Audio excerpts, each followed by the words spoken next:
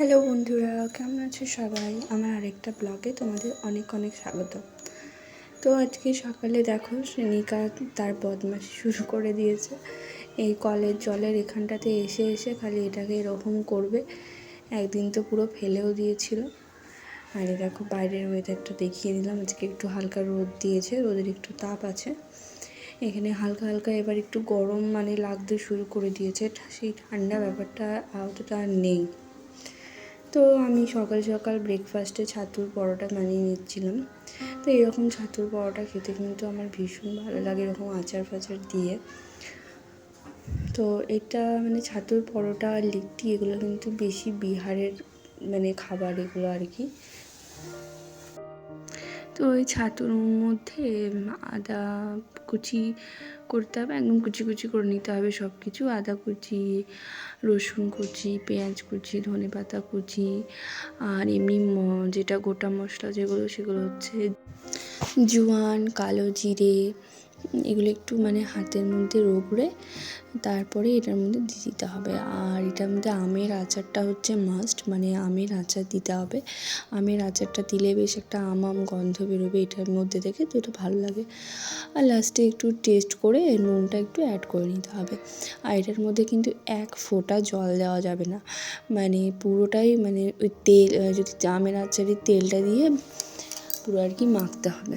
তারপরে এই যে আটার এরকম করে ডো করে নিতে হবে, দিয়ে ভেতরে এই যে ছাতুটা আছে ওই ছাতুটা এরকম করে ভালো করে ডাব পাকিয়ে ওটার মধ্যে দিয়ে দিতে হবে।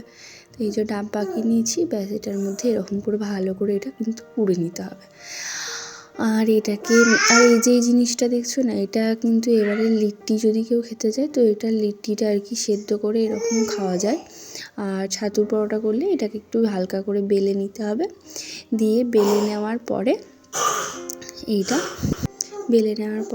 কিন্তু সাদা তেল বা অন্য কিছু তেল নয়, ঘি দিয়ে এটা আর কি সেঁকতে হবে। লিট্টি আর ছাতুর পরোটা ঘি দিয়ে সেঁকলেই কিন্তু বেশি ভালো লাগে। অন্য কিছু সাদা তেল বা অন্য কিছু দিয়ে কিন্তু সেঁকলে জিনিসটা কিন্তু ভালো লাগে না। তো এই দেখো এরকম মোটা মোটা করে আমি বেলে নিয়েছি। আর বেলার সময় একটু হালকা হাতে বেলতে হবে, নইলে কিন্তু ছাতুটা বেরিয়ে যাওয়ার চান্স থাকবে। এই যে আমার এরকম করে সেঁকা হয়ে গেছে, এবার ওপর থেকে আমি ঘি দিয়ে দেবো, দিয়ে ব্যাস তাহলেই কিন্তু রেডি হয়ে যাবে। তো এই যে সাইডগুলো একটু রুটিটা একটু মোটা হয় তো পরোটাটা, তো ওই জন্য আর কি ভালো করে সেঁকে নিচ্ছি, নইলে কাঁচা কাঁচা ব্যাপারটা থেকে যাবে আর কি। সাইডগুলো একটু মোটা মোটা করে আর কি বেলতে হবে। তো এই যে আমি এখানে ঘিটা ব্রাশে করে দিয়ে দিচ্ছি, আর ঘিটা ব্রাশে করে দিয়ে দিলে কিন্তু এটা হয়ে যাবে। আর এই যে ছাতুর পরোটাটা এটা কিন্তু শুধু খেতেই ভালো লাগে। আর যদি কেউ শুধু না খেতে পারো তাহলে ওই একটা আমের আচার পাওয়া যায়, মিষ্টি আমের আচারটা, বা এমনি অন্য কোনো মিষ্টি জাতীয় যেগুলো সেগুলো দিয়ে খাওয়া যায়। আর এই দেখো ব্রেকফাস্ট করে নেওয়ার পরে আমি ঘরটা একটু বাগিয়ে নিচ্ছি। তো আজকে সকালে আমার সকালবেলায় ঘরটা যেহেতু বাগানো হয় না, এমনি ঘরটার মুছে নিই, আর বিছানাটা বাগানো হয় না, কারণ বাপ বেটি দুজন মিলে ঘুমায় ওই জন্য। তো ওই সকালবেলায় ব্রেকফাস্ট করে তারপরে আমি আর কি বিছানাটা বাগাতে যাই। আর যেগুলো আর কি কাচাকুচি থাকে সেইগুলো আমি আর কি সব কিছু তারপরেই করি। কারণ সকাল যদি আমার বিছানার কিছু কাচাকুচি থাকে, আর এমনি টুকটাক যদি কাচাকুচি থাকে সেটা আমি সকালেই করে নিই। আর বাকি যেগুলো আর কি বিছানার যেমন একটু বেশি যদি কাচাকুচি থাকে তাহলে একটু বেলা করে আমি ওয়াশিং মেশিনে কেচে নিই। আর ঘরে যা কাজকর্ম করতে করতে হাঁপিয়ে যাওয়ার মতো অবস্থা। তো নেহাত ওয়াশিং মেশিনটা আছে বলেই এখনও বেঁচে আছি, নইলে তো কবেই মরে যেতাম।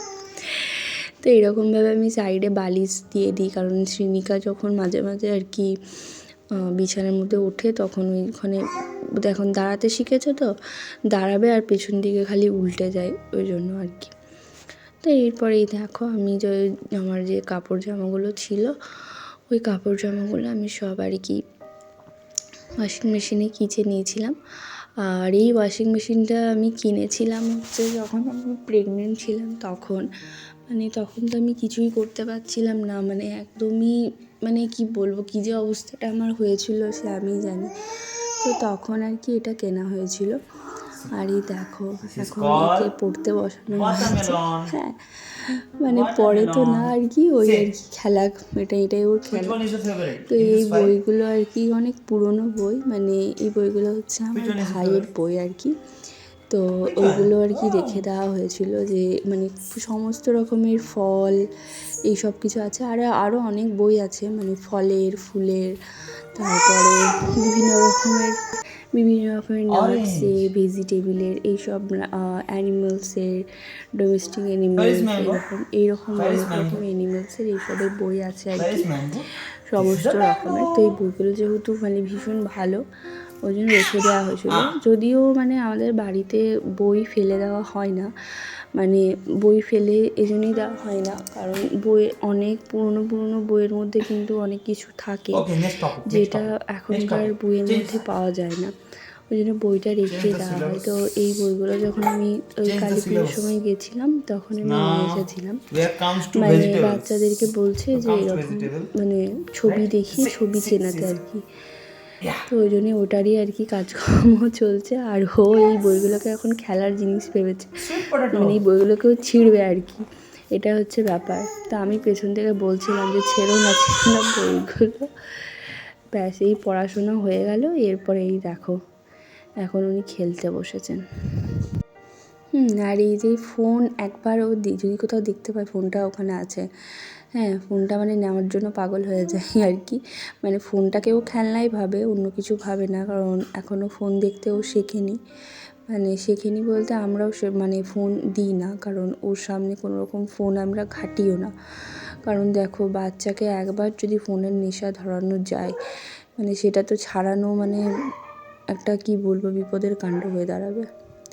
তো এই দেখো বিকেলবেলায় আমরা একটু জুডিও গেছিলাম, মানে জুডিও গেছিলাম হচ্ছে শ্রীনিকার পাপার একটু স্লিপার কিনতে। তো এখানে জুডিওতে দেখছিলাম যে বেশ অফার টফার দিচ্ছে, তো আমি বললাম যে চলো তাহলে দেখি ঘুরে আসি, কি অফার দিচ্ছে দেখে আসি। তো নেক্সট টাইম তো আগে একবার এসেছিলাম, তখন দুটো কুর্তি কিনে নিয়ে গেছিলাম, তো বেশ ভালোই ছিল আর কি কুর্তি, মানে কুর্তি আমার কিনেছিলাম, আর ওর ভাই এসেছিলো, তোর ভাই ওর ড্রেস কিনে নিয়ে গেছিলো। তো দেখলাম বেশ দামের মধ্যে বেশ ভালোই কোয়ালিটিগুলো ছিল। তো ওই জন্য বললো যে অফার দিচ্ছে, তো চলো আরেকবার তাহলে গিয়ে দেখে আসি যে কী অফার দিচ্ছে, তাহলে কিছু স্লিপার ওর পাপার বলছিলো যে কি লাগবে, তো আমি চলো তাহলে দেখে আসি। আর এখানে মেয়েটার জন্য কিছু জামা কাপড় দেখছিলাম যে কিছু যদি আছে তো নেবো। তো মেন হচ্ছে জুডিওতে না আমার মানে কালেকশানগুলো মানে অতটা ভালো লাগে না, মানে একদম বাচ্চাদের সেরকম নেই, আর একটু দামটা কিন্তু বেশি, ওই জন্য আমি নিই না। আর এই এত দাম বেশি দিয়ে জামাগুলো নেবো আর কিছুদিন পর ছোটো হয়ে যাবে, প্রচণ্ড গায়ে লাগে, ওই জন্য আর কি। তো মেয়েটার তারপরে পরে ভাবলাম যে না থাক, নেবো না, আবার তো ছোটো হয়ে যাবে দুদিন পর, এমনিতেও উইন্টার শেষই হতে যাচ্ছে, হাফ তো কিনতেই হবে, তো পরেই কিনবো। তো তারপরে শ্রীনিকার বাবা বললো তুমি কিছু কুর্তি কিনে নাও, তো বললাম যে আমার তো দুটো কুর্তি আছে আর কি করতে কিনবো। তো দেখলাম যে এই কুর্তিটা বেশ পছন্দ হয়েছে, ওই জন্য কিনলাম। তো এখানে আমিও আমার স্লিপার দেখছিলাম, কিন্তু স্লিপার একটা পছন্দও হয়েছিল, কিন্তু সেটা মানে আমার পায়ে সাইজে কুলা হলো না বলে নিলাম না, মানে খুঁজে পেলাম না আর কি সাইজটা, আর এনার্জিও ছিল না অতটা যে বসে আর কি খুঁজি। তো তারপরে বিল করিয়ে চলে গেছিলাম। তো বেরোনোর সময় দেখছি যে এখানে ম্যাসাজ হচ্ছে, ফ্রুট ম্যাসাজ, তো ওই ম্যাসাজটা নিতে চলে গেছিলাম, 100 টাকা করে নিচ্ছিলো ম্যাসাজ করতে। তো দেখো আজকের জন্য বাই, সবাই ভালো থেকো, সুস্থ থেকো, আর আরেকটা নতুন ব্লগে খুব জলদি দেখা হচ্ছে। আর প্লিজ চ্যানেলটা সাবস্ক্রাইব যদি না করে রেখেছো, চ্যানেলটা সাবস্ক্রাইব করে দিও।